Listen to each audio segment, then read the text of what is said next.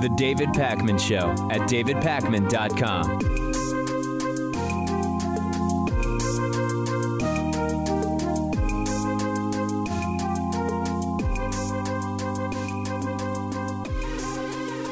The holiday week here in the United States has unfortunately, sadly, had a very, very violent start, but I guess not really unexpectedly if you just kind of understand the numbers and know what it is that happens in the United States just about every single day. We know that emotions run more highly for some people around the holidays in the United States. We know that depression and anxiety and even depending on which studies you look at, even suicidal ideation increases during this period that's basically between Thanksgiving week, this week, and New Year's, December 31st, January 1st. And since in the United States, more and more, it's guns that are seen as a way to solve problems that people might have, for worse, not for better. This is exactly what we would be afraid of happening. And indeed, yesterday, Monday, 4 mass shootings on the same day, discovered on the same day, although we don't yet know for sure if all 4 were perpetrated on the same day. In Chicago, at a hospital, a doctor was shot to death by a gunman who entered the building, killed a pharmaceutical assistant and a police officer after shooting the doctor outside the hospital, and then ended up dead himself. The shooter knew the doctor, and according to one report, was the doctor's ex-fiancée. The 28-year-old police officer that died in that incident was married with children. Going from Chicago to Denver, Colorado, 1 dead and 4 injured with bullet wounds, with a suspect still at large as of just a few hours ago. That shooting took place out on a street corner in a pretty nice part of Denver.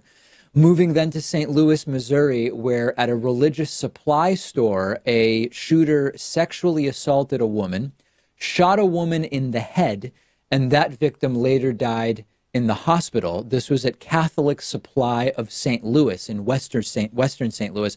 Again, as of a few hours ago, the shooter on the loose, looking for a 5'7" tall man with a heavy build. It's not known at this point why this store.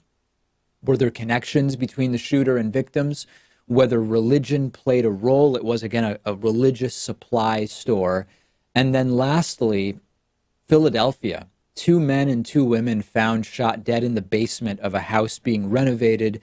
They're being called executions because the victims appear to have been led to the basement and killed there. No signs of struggle. None of the people were tied up or anything like that. And this is just yesterday.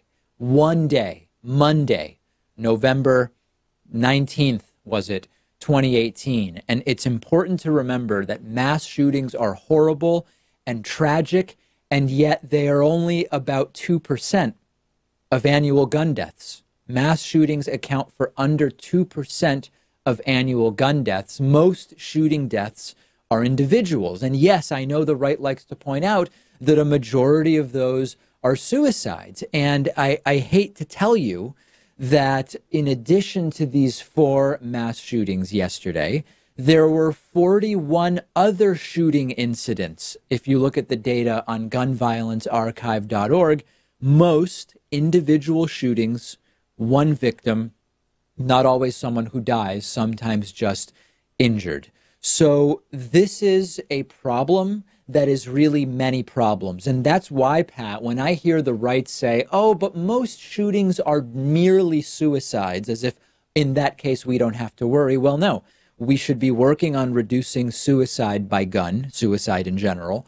We should be working on reducing single handgun homicides, and we should be working on reducing mass shootings. It's just that the tactics may be different for each. That doesn't mean we only care about one or the other. Right. I also think that far fewer suicide attempts would be successful if something else was used aside from a gun, but that's maybe a separate point.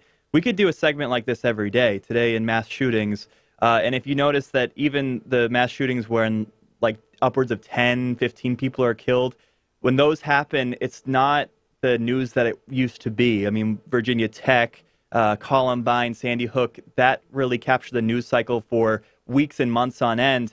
Now we have them more frequently, and they don't really capture the spotlight for too long. Yeah, even the big ones that we have, and we've had some of the biggest ones in American history over the last 12 to 18 months, they still dominate the news cycle, but for not nearly as long of a time. Mass shootings still common in that they involve targeting of schools and workplaces.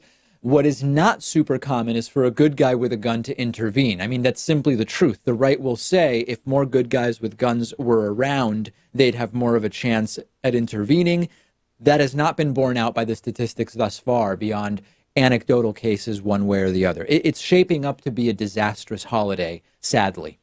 After years of Donald Trump slamming Hillary Clinton for her private email use, demanding that Hillary be jailed for it, and also after months after finding out that Trump's own son-in-law, Jared Kushner, had been using private email, and Trump's former chief of staff, Reince Priebus, had been using private email, and a ton of other Trump associates were using private email for government business, we have learned, based on the Washington Post reporting, that Trump's daughter, Trump's unelected daughter, who is doing government work, even sat in for the Secretary of State at meetings in the past, she has been using private email, hundreds of messages related to government business. This includes emails to cabinet officials and political aides, many of which violate federal records rules.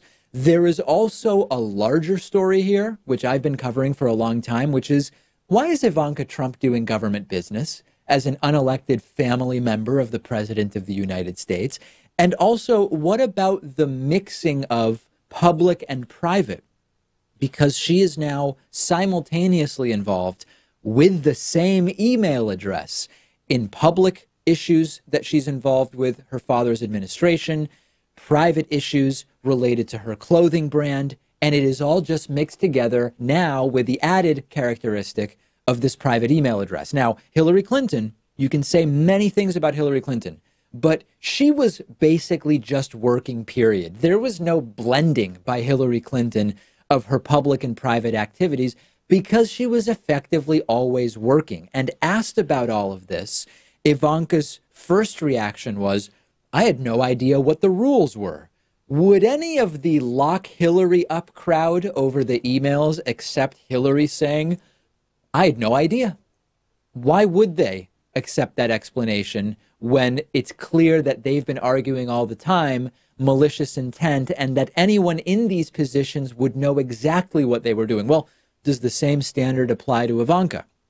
So the next thing is, let me prepare you for the talking points that you're going to hear from the right about this. The right will say, and they're already saying it, well, yeah, Ivanka used personal email, but unlike Hillary, Ivanka wasn't sending classified information. Well, we don't know that for a fact yet, but that doesn't actually distinguish the two situations because remember, Hillary Clinton wasn't sending emails with information that was classified at the time. Some of the contents were later classified, but that was after Hillary Clinton had been a party to those email chains. So again, that's not really an argument. Next argument you'll hear, well, Ivanka used personal email, but unlike Hillary, Ivanka wasn't using it to obscure and hide what she was working on and saying to people. We actually don't know that. That goes to intent, and legally speaking, it's not at all clear that that's relevant here. And then you'll also hear from the right, Pat, that Ivanka used personal email, but she wasn't running a server for it.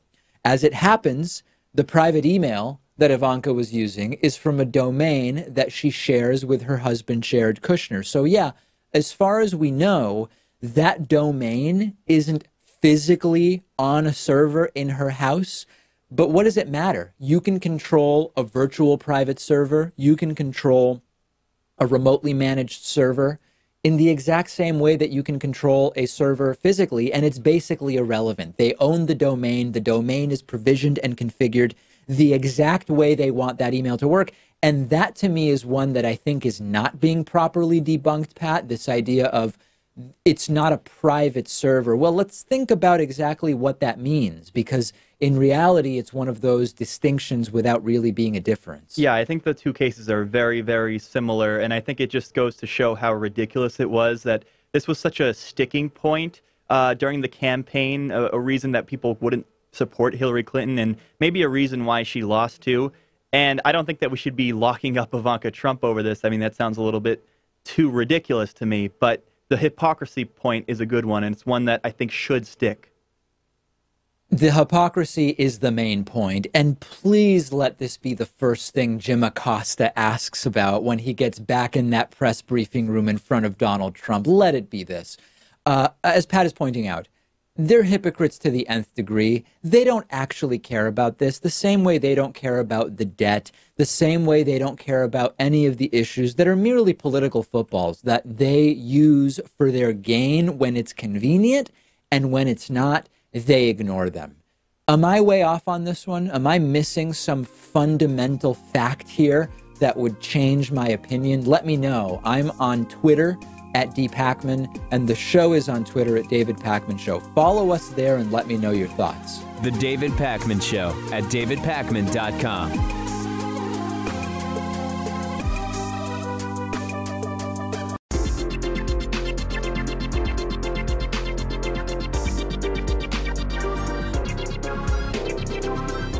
The David Pakman Show at davidpakman.com. I want to say a big thank you today to Stacy Cottrell, who has been a David Pakman Show member for a little bit, signing up at www.joinpakman.com. That is our primary funding source, membership, and Patreon. Also want to say thanks to Rob Papalardo, who has been with us for 5 years, almost to the day. 5 years of membership makes Rob today's longtime sustaining member of the day. Membership is not just for other people. It can be for you as well. Go to www.joinpakman.com. Get all the great member benefits, including the daily bonus show, just for members and patrons. And you can save 40% using the coupon code THISIS2020. This is 2020. Let me ask you a question, Pat. Where on earth is Mike Pence? I've been wondering for weeks, and I've been thinking actually of doing a story on this. Is Mike Pence staying out of the spotlight because he doesn't want to be associated with the disaster that is the Trump administration? Is Trump, because of his narcissism, keeping Pence away from the public eye? There's a bunch of different possibilities here. And then over the weekend, we get a report about Mike Pence, which claims that Donald Trump has started to ask around about whether Pence is actually loyal to him. And we know that that's not good. We know that not long after Trump asked FBI Director James Comey, "Are you loyal? Can I count on your loyalty?" he ended up firing James Comey. We know that in the White House, it's known that when Trump starts asking around about the loyalty of associates, it is often a precursor to them getting fired. And as a further sort of precursor to this, there was this very strange moment when Donald Trump gave, remember that off-the-wall press conference that Trump gave right after the midterms, where he was acting like he had won the Super Bowl and is going to Disney World, even though Republicans had just gotten crushed? The topic of, okay, well, is Mike Pence your running mate for 2020? Because you filed for re-election, but you haven't actually said, is Mike Pence running with you? And this happened. Take a look. All right, Mr. President, one more question, if you don't mind. I'm so sorry, sir. It's a rare opportunity. A lot of people are going to be rushing to Iowa, rushing to New Hampshire. You know that the Democrats are already looking ahead to 2020. Do you want to lock down your ticket right now, sir? Will the vice president be your running mate in 2020? Well, I haven't asked him, but I hope so. Where are you? Mike, will you be my running mate? Stand up, Mike, please. Raise your right hand. No, I'm only kidding. Will you? Thank you. Okay, good. The answer is yes. Okay. Thank you, sir. That was unexpected, but I feel very fine.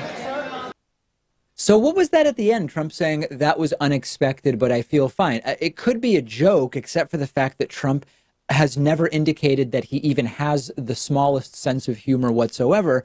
And it turns out, based on really good reporting from the New York Times, that Trump may be questioning Pence's loyalty, that he's been asking around about, is Pence actually loyal to him? He's been asking advisors. He's been asking aides. And some aides have heard Trump ask this so many times that they are now alarmed. Now, no one is saying Trump is talking about kicking Pence off the 2020 ticket. Nobody's saying that at this point. But what they are saying is that they are able to do pattern recognition as Homo sapiens, and that they've identified that when Trump starts asking about loyalty, that means in many cases that he's about to get rid of somebody. And Bob Woodward actually wrote about this in his book, which is Trump asking about loyalty is a precursor to firing people. For the most part, his staff says, yes, Mike Pence is loyal. But there is one aspect of this that they say, maybe there are better options than Pence, I guess is the way to say it. And the underlying logic behind it, Pat, is Pence was part of the appeal to evangelical Christian voters. That's a group that Trump didn't initially do so well with, but ultimately got enough evangelical support to win, and that the choice of Pence was important for that. The consensus at this point is that Trump basically has all the evangelical support that he's going to get, and that there's an opportunity maybe to replace Pence with somebody that would help him with female voters. So that's not, Pat, an argument about Pence being disloyal to Trump or Trump being mad or anything like that at Pence. But it is the sort of strategic reality that maybe there are better options than Pence. Well, talking strategy here, I think Trump would have to choose someone who's just as crazy on the social issues as Pence is, because Pence right now is kind of serving as Trump's buffer. Like, no one wants to impeach Trump because they worry that Pence is going to be worse in some aspects. And that's why I think he's keeping him around. And I think he will keep him around for the ticket in 2020. But yeah, I don't know who the replacement would be, but he would have to be just as stringent on issues like refusing gay rights and, wanting to ban abortion and all that stuff. And yet maybe appeal more to women, which can be tough if you have that position on abortion, but maybe it does exist. There's also another explanation for why Trump hasn't formally announced Pence is his running mate in 2020, which is that Trump might be truly, genuinely so panicked about the Russia investigation and like the 50 other scandals that he's just not thinking about 2020. Although knowing Trump, he's probably thinking about it somewhat. Now, as far as the actual question, is Mike Pence loyal? I have no idea. Pence has every reason not to be loyal to Trump. We still haven't even been able to rule out that Pence wrote that scathing anonymous New York Times op-ed. One other possibility in terms of why Trump is asking about loyalty might not mean he's looking to fire Pence. Maybe loyalty by Pence is code for Pence would pardon Trump if Trump was ultimately removed and charged and Pence ended up being president of the United States. And if that is true, I mean, that's just stunning. The idea that the president of the United States would be thinking about that. Let me hear from you. I mean, what do you think is the point of Trump's question? Is Mike Pence actually loyal to me? Old friend of the show, Chris Collins, out in Western Massachusetts, has a great column in the Greenfield Recorder about an FCC rule that could really crush some of the platforms on which the David Pakman Show and other independent shows are distributed. Chris wrote about this. Eli Sherman also wrote about it in the Worcester Telegram, which is another Massachusetts paper. And this is actually about something other than net neutrality. I mean, it's sort of related to net neutrality, but it's actually sort of a parallel issue. And I'll explain it to you this way.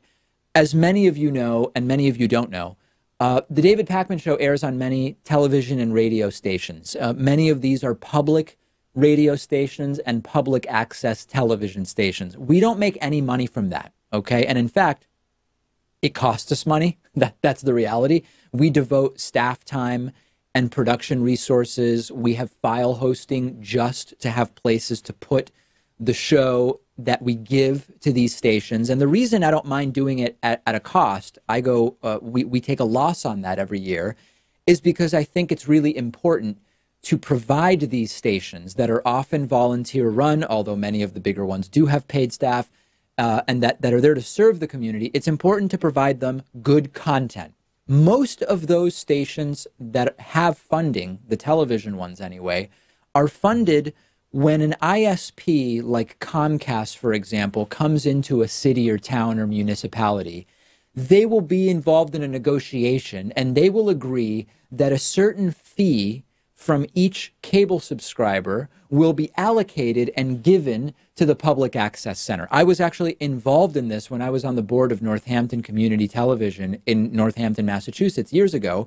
And there would be a deal where, okay, you get 15 cents per month. I don't know what it is, but 15 cents per month per subscriber go to funding this cable access center. And then based on the number of subscribers that the cable access center predicts there are in the city, they know, okay, we can count on $25,000 a year, or in medium-sized places, it might be more like $300,000 a year or whatever, and you've got a station that is funded. Great. What the FCC now plans to do is to make the fee that goes to public access stations part of the total franchise fee, which is capped at 5% total.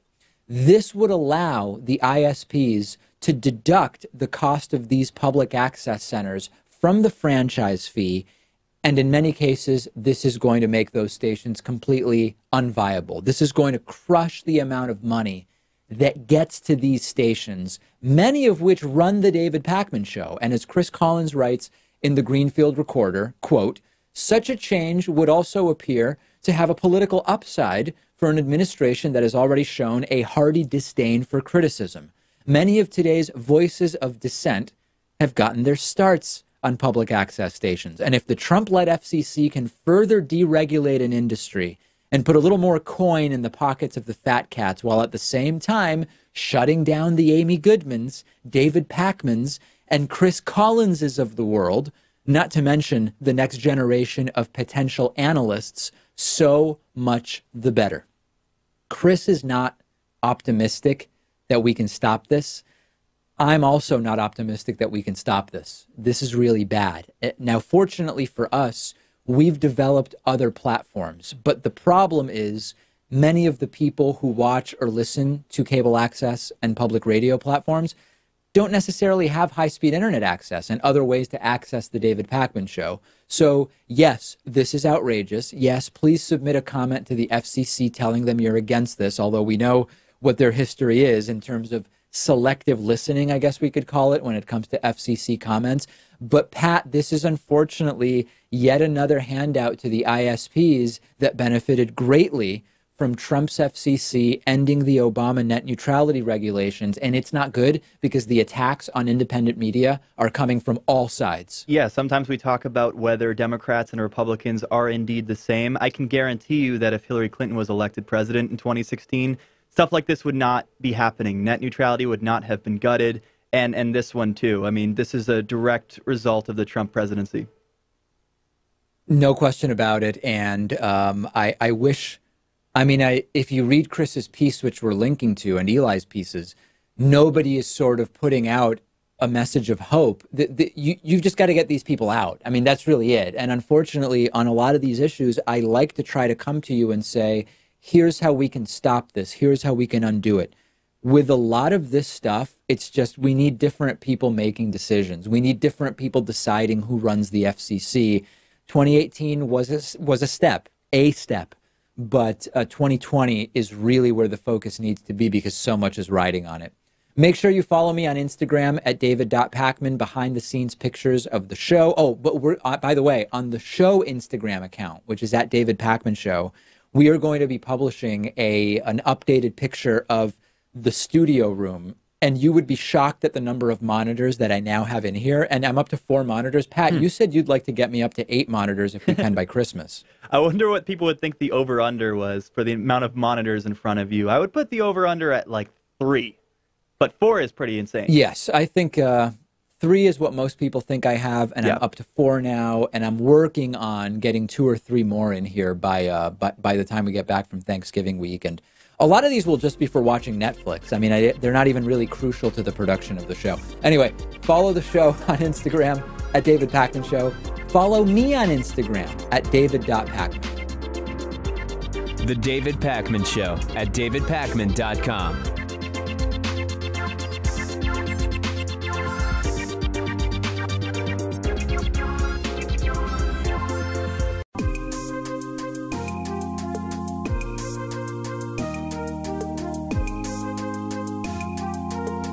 Welcome back to the David Pakman Show.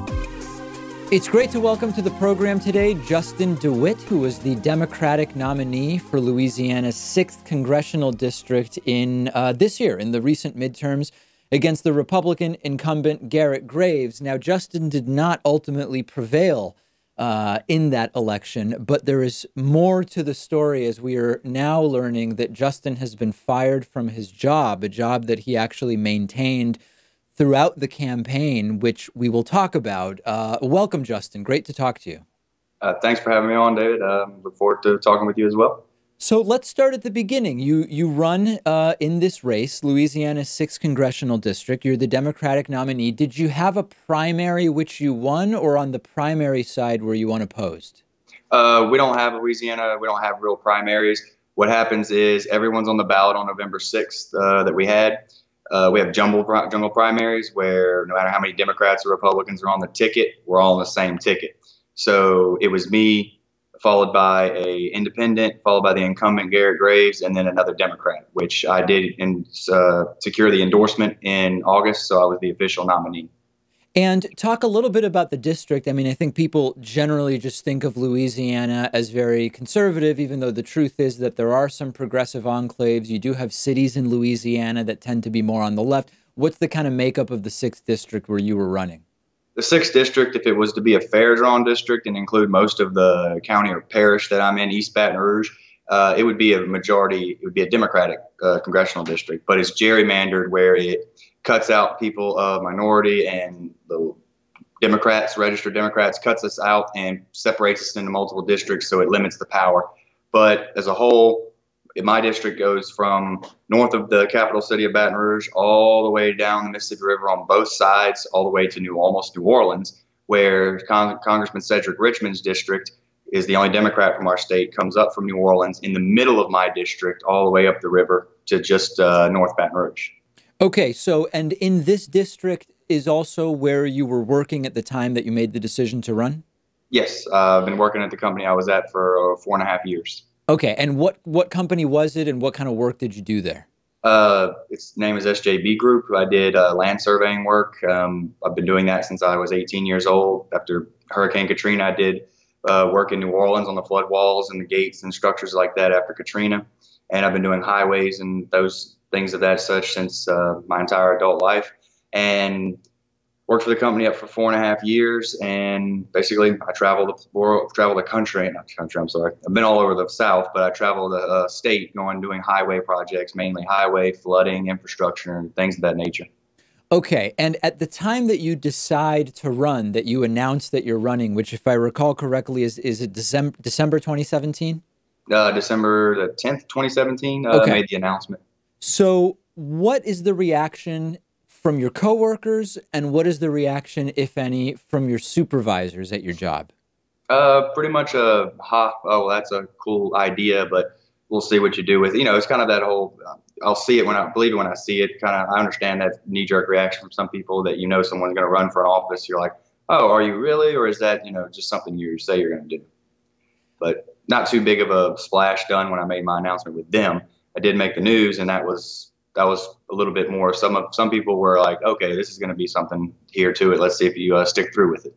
And as you start campaigning, do you take time off? Do you have long periods of absence from your job, or do you sort of manage to continue doing the job and campaign simultaneously?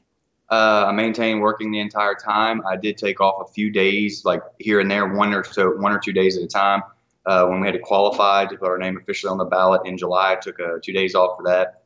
Maybe took a day or so, if I remember correctly, between January and I did. So I went to Washington for a 4-day trip. I took 2 days of vacation. Well, we only worked 4/10, so Friday I'm already off by habit. We're already off on Friday, so I take like a Monday off to make it a long weekend to get the things I needed to do done in a 4-day period. And did you have any of what we call them this on the David Pakman Show, when we just never hear from a guest and they're just not on Skype? We call it a no call, no show. We're basically with no explanation, no advance notice. So you're just not there when you're expected to be there.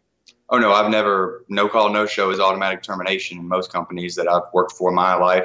And I've never had a no call, no show. The only time that me and like normal any employee would do is some medical emergency had happened, which I think that was in 2017. I had one of those happen where my husband had a medical emergency and I wasn't able to call my company until about 9 or 10 o'clock in the morning. We're supposed to be at work at 7 a.m., but I've never had a no call, no show. Understood. So before, or let me walk through it. Before the end of the campaign, did you ever have any conversations where supervisors would pull you aside or want to have conversations related to the campaign, your presence within the office, or anything like that? About March or so of 2018, my supervisor pulled me aside, or called me actually, and told me, because I had left that day already, and he was just getting to it, gave me a call and said I needed to stop the talking about politics at work. We've had some complaints, which that came as a surprise to me because I don't talk politics at work. I'll get a phone call or something on my lunch break, and I'll talk to someone, and then I would, another coworker might ask, "Oh, what was that about?" Or, "Hey, I saw you on the news." I'd talk to them when they engaged me. But I never engaged people in politics at work, not without them engaging me first. It was never a, "Hey, let's talk about this, whether you want to or not." No, it was always them asking me questions that led to a conversation. And was there any disciplinary action for that, or you were just told some people were saying you're talking politics? It was a verbal thing. It wasn't really disciplinary. It was more of a, "Hey, I'm giving you a heads up, so this isn't a problem." But that was the first thing that happened, and then qualifying happened, and after that, it became a little bit more evident that I was I was getting a little bit more popular with what was going on, so people didn't like it as much. And so Election Day ultimately rolls around. You do end up not victorious. You plan to get back to work, and then what happens?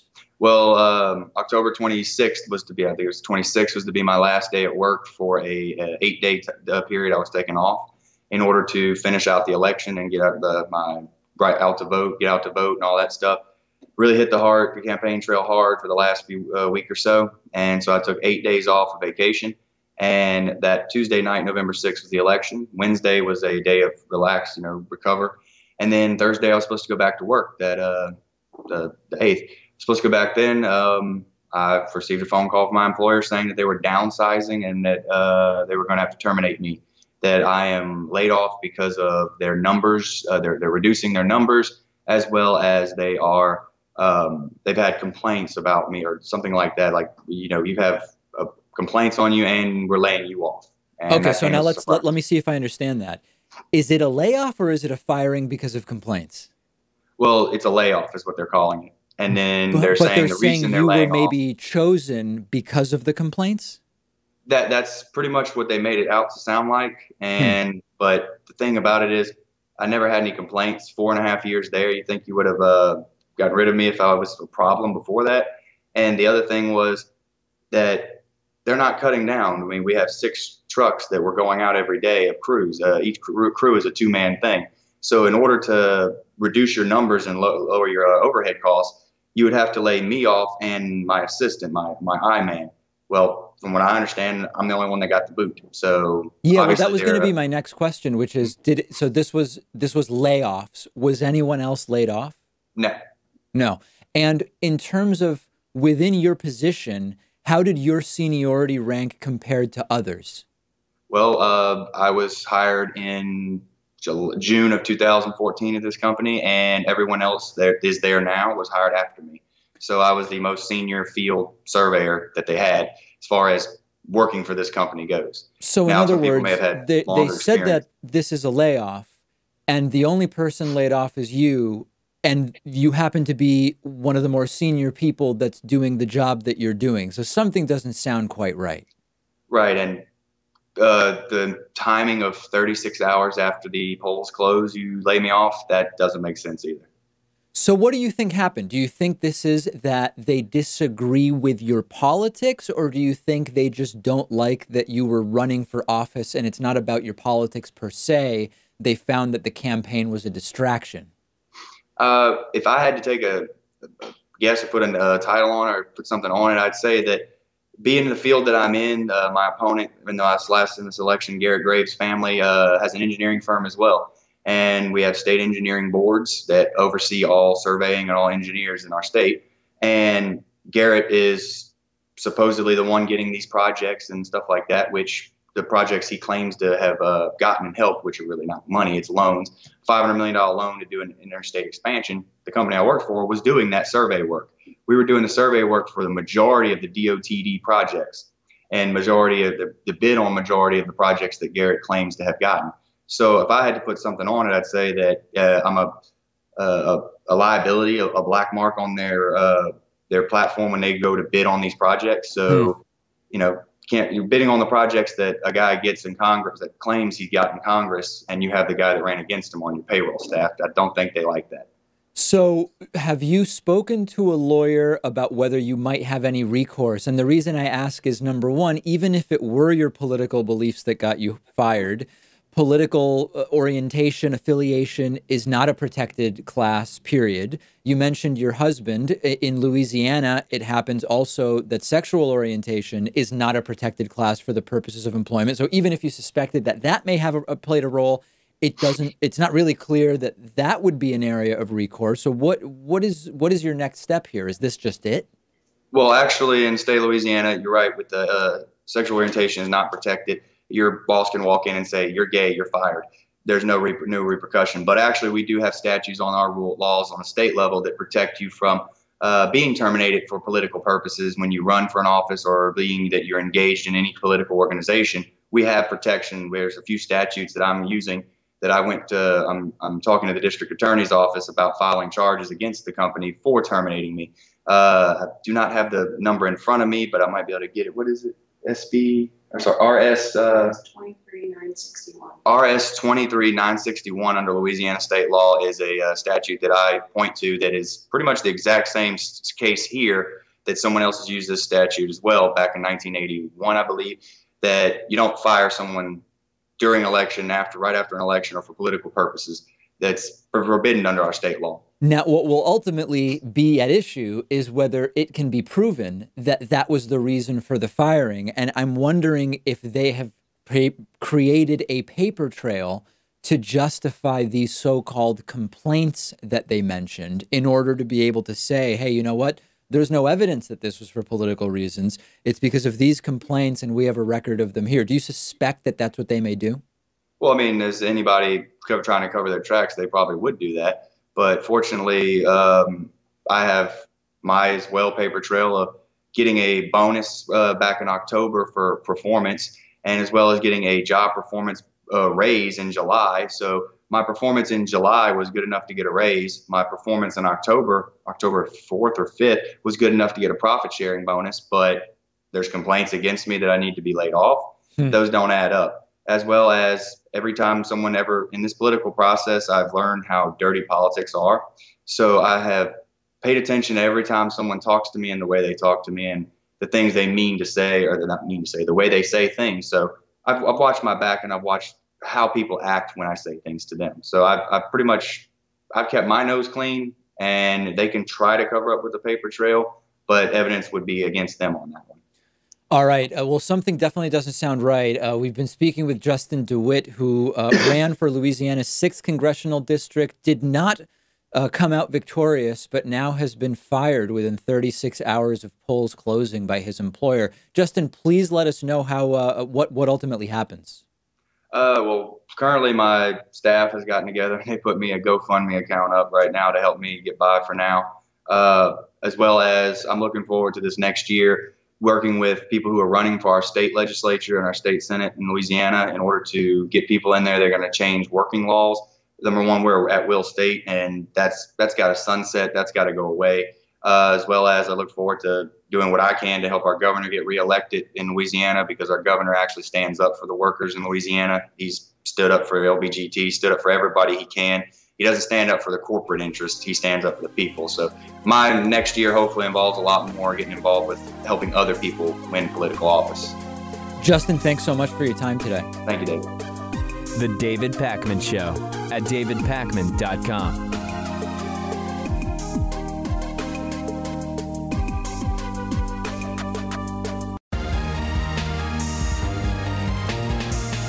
The David Pakman Show at davidpakman.com.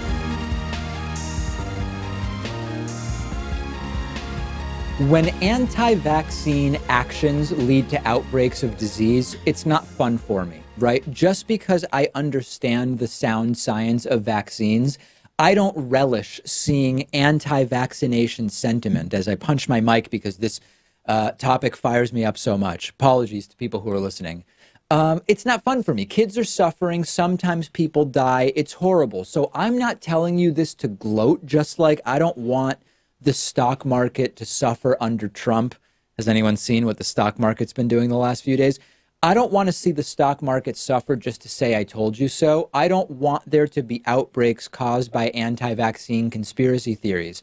And hopefully by telling you this, we can avert this type of thing in the future. Because what's going on is that in North Carolina at the Asheville Waldorf School, which has preschool through 6th grade, I know people, by the way, who have gone to other Waldorf schools, and they tended to be more of the left-wing anti-vaccine types in Massachusetts rather than the right-wing anti-vaccine types. But at this particular Waldorf school in Asheville, North Carolina, they have a lot of religious exemptions from vaccination. Reminder, we have anti-vaxxers on the left and right. The right-wing anti-vaxxers are usually more on religious grounds and anti-government. The left-wing anti-vaxxers are more anti-big pharma, but they tend to end up in the same place, which is they don't want to get their kids vaccinated.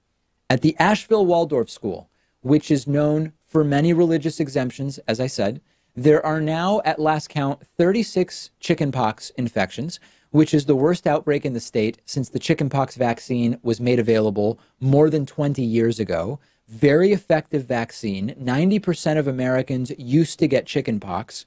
Now you have a more than 90% effective vaccine, and some smaller percentage, 10 to 30%, will get mild chickenpox symptoms if they are directly exposed to someone with chickenpox but have the vaccine. So even people who start showing signs and symptoms don't get it nearly as badly as those who are unvaccinated. So we see that the anti-vaccine movement has real impact. You have this outbreak. You have the Disneyland measles outbreak of 2015.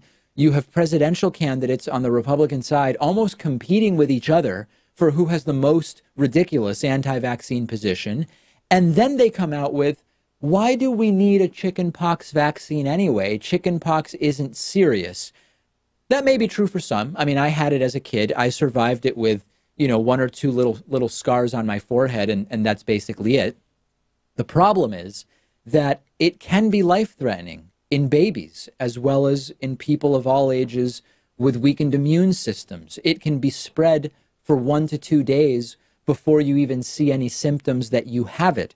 Exposure to chickenpox also increases the chances of developing shingles as an adult, but not if you're vaccinated. So this, for me, Pat, these stories aren't fun. These aren't I told you so stories. This is a real problem. The anti-vaccine movement is pushing in the direction of undoing decades of medical progress. Yeah, it's doing so much harm, and yet their claims aren't based in any sort of reality. Like, if we could see the populations where the anti-vaxxer sentiment has won out, places like maybe Brooklyn, New York, or in this case, Asheville, North Carolina, maybe, your stomping grounds of Western Massachusetts. If we saw decreasing rates of autism, for example, or the other maladies that they claim are a result of vaccinations, maybe then we'd have a correlation. Maybe then they'd have some sort of argument and we could investigate that. But correct me if I'm wrong, I don't think we see that. I've not seen that either. And it's very dangerous. And sadly, our president has placated the anti-vaxxers to a dangerous degree such that they're emboldened in a way we never saw them be emboldened under President Obama. And it's actually kind of scary how Trump's presidency has emboldened all kinds of deplorables: the anti-vaxxers, the white supremacists, the white nationalists, the domestic terrorists, the anti-Semites. These are not the groups that we want to be emboldening. That we can be absolutely sure of. Hey, this is funny. I think some of you will find this funny. Hey, this is kind of weird. Just kidding. That's my traditional segue that people point to. As many of you know, my job is to talk about politics on this show, but I rarely discuss politics on the internet in the sense of like arguing back and forth with people on Twitter and Facebook, because it's pointless. I mean, you can't win. Nobody wins that stuff. Over the weekend, a couple of my Facebook friends posted political stuff to Facebook, and I decided to participate. And it was a huge mistake. One friend posted a video of Linda Sarsour, one of the Women's March leaders, I guess. And there was all sorts of misinformation being touted in the comments about Linda Sarsour. So I posted my opinion, which everybody who watches the show knows, which is that Linda Sarsour's presence is toxic. She is toxic within the Women's March context. She's toxic on the left. She needs to be denounced for her praise of anti-Semitic extremist Louis Farrakhan. She's the opposite of what the left needs. And I posted that on this Facebook discussion thread. And a mutual friend that I went to high school with said, "You are afraid of Linda Sarsour, David, because you were raised to see Muslim women as being weak, and Linda Sarsour isn't weak." It's a baseless allegation, to which I responded, well, if you're saying I was raised to believe Muslim women are weak, cite evidence that I believe Muslim women are weak or that it has anything to do with my opinion. And then silence, but I was very agitated. Next day, another friend posts about the minimum wage on Facebook. Immediately, economists, so-called economists, come forward saying things like, the minimum wage makes everybody poor because the total cost of living goes up more than the minimum wage is increased. And I try to explain, no, there's no evidence. What you're saying is that if the minimum wage goes up 5%, that the cost of living goes up more than 5%, for example, like for everybody. There's no evidence of that. And then they post a link to debate.org, which is literally a list of random people's opinions. And he posts a link to a Heritage Foundation study, which didn't even defend what it was that he said. Another comment about the minimum wage, Pat, on this discussion thread. This is why it's bad for me. I'm getting agitated even retelling it. Someone else posted, people who can't earn a living wage should be allowed to die as part of some kind of Darwinian natural selection. And when I pressed him, he said that he thinks from my profile picture that my pants are on too tight, which I think might even be like a homophobic comment. I couldn't tell. This is why, Pat, I do my political discussion and commentary on the show and not on social media, because it was horrible and I need to never go back. Arguing politics on social media, total lapse in judgment, poor decision-making, poor self-control. I could not be more disappointed in you. I hope that we can maybe chalk this up to a learning experience, because that's the best that we're going to get out of this. Oh, it was a teachable moment for sure. And I told the posters, do not let me participate in any more of your political posts or threads, because this is, I feel my brain hurt and I felt that I lost 5 IQ points. Are you ever involved in those types of Facebook debates or anything like that? Yeah, so after the midterm elections here in Massachusetts, we passed a ban on discriminating against transgender individuals. And a longtime friend of mine commented on Facebook that this was going to make it so that grown men are going to enter women's bathrooms and, you know, the typical allegations that they're going to sexually assault little girls and it's all going to be horrible. And I was really tempted to argue with him to try to debunk his argument, because I knew I could take it down in 15 different ways. But I didn't want to get into some social media war, and I did stay off of it. Yeah, I mean, what's the upside long term, right? It's like, when have people's opinions been changed by arguments on Facebook? That's kind of the reality. And no matter how good you think you can explain something, what it turns out is there's a lot of Dunning-Kruger, people who just lack the ability to recognize that they're ill-equipped to even think about the arguments on multiple sides of these issues. And so I'm opting out, and I told my friends, don't let me participate. And it was really, really bad. And I completely regret that that's how I spent probably, I don't know, cumulatively, it was probably 15 minutes of my time over the weekend, a minute here and there, arguing with people. Never again. This is where I talk about politics on the show.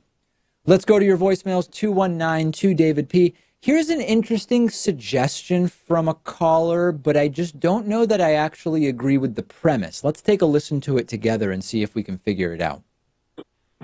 Hey, David. I had a pretty depressing political prospect for you. What if the sole reason for the midterms not being the big success that everyone was hoping they would be was just caravan news and the NPC meme? Any thoughts? Yeah. So number one, I don't know that the election was such a bad result for Democrats. I mean, I get that we all kind of wanted more, but it really wasn't a bad result for Democrats. That's number one. Number two, I don't think the NPC meme had anything to do with the election results. Have you seen anything, Pat, to suggest that that stupid NPC meme influenced the way the midterms went? The vast majority of people have no idea what the NPC meme is. I would say that 90% of people don't know what a non-playable character is, and a few weeks ago I was part of that 90%. You know what? I actually was told it's not necessarily non-playable character. It's Oh, and now I'm even forgetting. I mean, it's basically the same thing, but it's not non-playable, non-player character. Oh. I guess to the gamers, there's like a really big difference between the two, but we know what you're talking about. A pre-programmed character that reacts in non-thinking ways, or give me a break. This is the discourse around politics now. This actually counts as discourse in some parts of the internet. And that's what you are, of course, a total NPC, as I've seen from all the YouTube comments. Yeah, I know. If you now go to our YouTube channel and search for NPC, like we can search all of our comments for certain keywords, the frequency with which NPC is being used in comments is disturbing, to say the least. We have a great bonus show for you today. I am going to argue that the White House Correspondents Association is doing something really stupid this year. We'll talk about a pro-life bill that allows for the possibility of the death penalty for abortion providers and pregnant people. And a source says that the Cleveland Browns want to interview Condi Rice for the head coaching job. All of those stories and many more on today's bonus show. Look forward to speaking to you then.